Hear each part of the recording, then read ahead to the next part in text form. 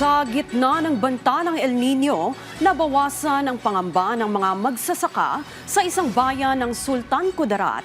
Ito ay dahil natapos na ng pamahalaan ng rehabilitasyon sa dam irrigation system na sinira ng pagbaha at mga bagyo.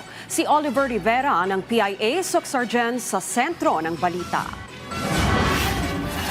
Pag-asa ang muling dumadaloy sa mga magsasaka sa Lutayan, Sultan Kudarat kasabay ng pagbabalik ng patubig sa kanilang mga palayan matapos makompleto ang rehabilitasyon ng Antong Dam Irrigation System. Ang 1 bilyong pisong proyekto ng National Irrigation Administration o NIA ang nagpanumbalik sa patubig ng higit sa 1,000 at 500 hektarya ng sakahan na matagal nang nawalan ng maasahang supply ng tubig matapos masira ang dam ng mga pagbaha at bagyo noong 2021 at 2022.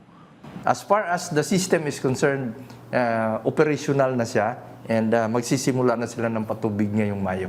Kabilang sa proyekto ang diversion dam, protection dikes, mga kanal at access roads upang mapabilis at maging epesyente ang daloy ng tubig papunta sa mga sakahan. This is a legacy program na pinagmamalaki ng buong lalawigan ng Sultan Kudarat at ng Region 12. Kaya it is a program na dapat nating ipagmalaki dahil ito po ay nakakatulong sa libo-libo nating mga farmers.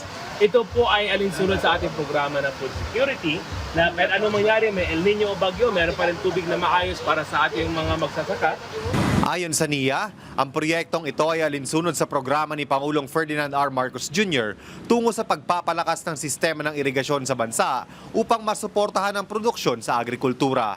Mula dito sa Sultan Kudarat, para sa Integrated State Media, Oliver Rivera ng Philippine Information Agency, Soxargen.